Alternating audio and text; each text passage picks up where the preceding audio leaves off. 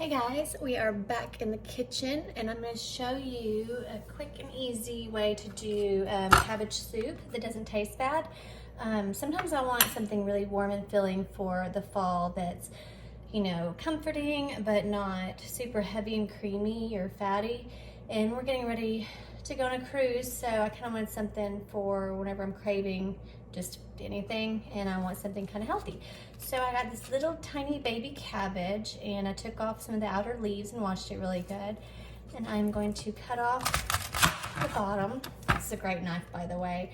It's the Katana series Calphalon. I'm probably saying that wrong, but it's great. And you know, if you sharpen your knives, just be sure you rinse them off really good before you start cutting. Some people don't know that. It's surprising. So cutting this, kind of cutting a little triangle to get that little stem out.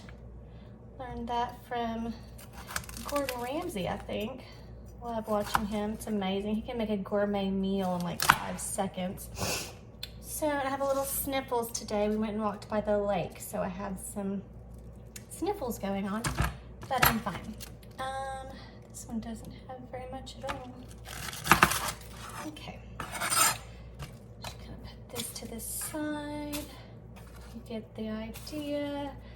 I am not a chef. I don't cut like a chef, but this is gonna be quick and easy. I'm gonna use the Instant Pot so that it cooks faster. I think it's like 3 minutes, only because of the shredded carrots that would take longer. This would only take a minute or 2, it said on the little guide they give you. So get the fingers out of the way. It doesn't matter. It just doesn't really matter to me what the sizes are. Just small-ish so that I can eat them with a big spoon like this. And get my veggies in. If you have stomach issues, you might want to stick to about 3/4 of a cup of cabbage at most, in a meal anyways. That's a low FODMAP serve. And if you don't know what that stands for, look it up. It's a long name and people with IBS already know. But it really does help to follow the Monash University app that tells you how much of each thing you could have in a day without upsetting your stomach. It's worked wonders for me. I have struggled with food sensitivities and stomach issues my whole life, starting with dairy when I was like a toddler. And then gluten was a tough one. That was a tough one for them to figure out. Decades and decades before they finally figured it out. If you can afford it, get an allergy test. It's expensive. Sometimes insurance doesn't cover it, but it's worth it to find out exactly what you're allergic to. But the elimination diet helped me, and then reintroducing food slowly to figure out what it was that was bothering me. That really helped me. Yeah, gluten and wheat, no for me, but it's fine. There's so many gluten-free options these days. It's not a problem anymore, and it just means, hey, eat more whole fruits and veggies and whole grains and all the meats, all the lettuces. I just have to watch certain fruits, which I don't really care for anyways, like apricots, cherries, apples, things that I don't miss at all. Never ate them a lot, never cared for them. So, and celery, onions, and garlic. Whew, those are a doozy. Those are a doozy. But anyways, so you can have things that have it in it though, like this that has the flavor of the onion and celery and garlic in moderation. And I love these ingredients. They're super basic and just chicken broth, salt, onion powder, yeast extract, vegetable juice, which does have a little celery and onion in it, turmeric for color, and that's it. It's fine. A bowl of soup, it's fine. It's just like I can't eat like a stalk of celery and raw onion and things like that, which I wouldn't want to anyways. Celery is just a way to eat peanut butter on a stick, in my opinion. So I've got this shredded or whatever, chopped up. I've got these shredded carrots I need to use up because they're staring at me in the drawer, and I need to use them up. So I'm gonna put these on the bottom because they're a little more hard to get down to the texture I like. And they're not my favorite, but my husband bought me some on accident. He's so sweet. I mean, I'm not gonna complain. My husband bought me some veggies. I'm so sweet. But then I'm gonna put in some drained and rinsed cannellini beans, which you want to drain and rinse them because of the aquafaba that gets inside there. It's super gas producing. Sorry if that's TMI, but it is for most people. That's why you have issues with beans. You can have up to 1/3 cup. It's low FODMAP. Get your iron and protein and fiber. So I have that drained and rinsed here already. It's a whole can, but I know what 1/3 cup looks like. I've been doing this for a long time. So actually I will save that for the very last thing. I'm gonna put the cabbage in next. Actually I'm gonna do broth, just a little. Gonna get this situated. Then some cabbage. Just do the whole thing. A small head of cabbage really does go a long way. This is a lot. If you hear talking or a phone ringing in the background, that's my husband. He works from home and I love him. He's fabulous. He's the go-to guy, so he has a very important job and I'm just so thankful for his job and thankful for him.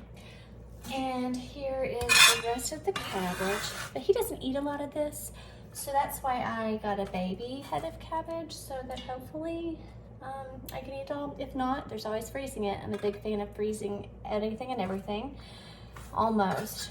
I mean, I don't freeze tomatoes, that's about it. And then I'm gonna do the little cannellini beans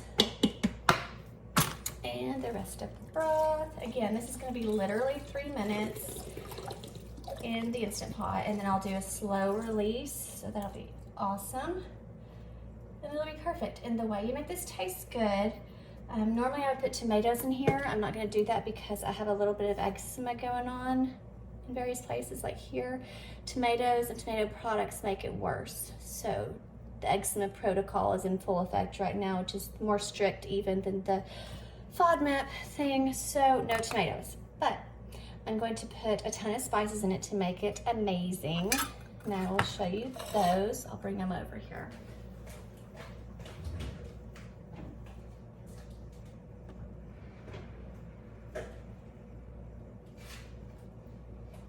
Okay, so normally I would salt it, but I'm not going to salt it this time. Yeah, 1 cup of this has 510 milligrams, so we're good on salt. I'm gonna do pepper. I like a lot of pepper. And I'm gonna do just a chili powder. This also kind of messes with people that have eczema, but only if it's like, you know, a lot. So I gotta have some seasoning though. It's not quite as bad as tomatoes. Then a little bit of turmeric, turmeric, however you say it. Everybody says it different. This is very anti-inflammatory, helps with pain, antioxidants, all that good stuff. Very, very good. You can also use curry powder. That would be really delicious. Put some coriander in there if you have it, coriander powder. I've got some cumin and some ground paprika. Smoked paprika would be delicious. Love that. For some reason, it's super pricey these days. I could do parsley or cilantro. I don't think I'm gonna do that. And then stir it up just a little. That is a lot. Excuse me. That's a lot of spices going on there. So then, good. I guess I was gonna stir it up. It doesn't really matter what order I put it in, huh? Hopefully it turns out good. There's always hot sauce, right? You can always put hot sauce in it, make it taste better. Okay. So there's that. We're gonna put on the little lid that doesn't always cooperate with me. Oh, it did it. Awesome. It's already set to sealing. And I'm gonna do, let's see, pressure. I'm gonna do, soup broth. Not that much, not that much. I'm gonna do like 3 minutes soup broth. Okay, don't need it to keep warm. Pressure cook, oh, I did it again. For Pete's sake, okay. Pressure cook, 3 minutes. That's all I'm gonna do, and I don't want it to keep warm. There we go. Okay, so I will show you the finished product whenever it's finished. While we're waiting, I wanted to show you some products that I love, not sponsored. This, oh my gosh, sugar-free. Any of G. Hughes things are amazing. This one is like honey mustard. I mean, dipping some chicken tenders in this. I mean, just put them in the air fryer, dip them in this. Amazing. I use it on salad too. Oh, it's so good. The macros are great. I mean, it's kind of caloric for 2 tablespoons. I think it's great. I don't think it's bad at all. But, you know, read the ingredients, see if you can handle it. Smoked serrano, I've showed this before. A little goes a long way. It is very caloric, 2 tablespoons, like, wow. Does have some sugar, does have a lot of sodium, so just, I do like little dots or a squiggle over everything. I mean, it's a lot going on there, but amazing flavor on eggs, tacos, anything you can think of. I just do a little drizzle. And it's great, obviously. I mean, I don't even know why I'm explaining this to you. If you're in the South, you know. Some people like Tabasco. I like this one. I will be putting this on the cabbage and bean soup along with nutritional yeast. Because, I mean, don't put cheese on cabbage. That's just weird to me. But I will put a little bit of this for kind of a umami-ish flavor. Some people think it's kind of like nutty or cheesy. I just like it a lot. And then of course you can always just use some kind of sriracha on your soups or stir fries like always. I use this a lot. And then this, surprisingly, is amazing and delicious and doesn't hurt my stomach. And it's cheaper, a lot more for your money. It's cheaper than the Orgain that I was getting. And only thing is the sodium in 2 scoops.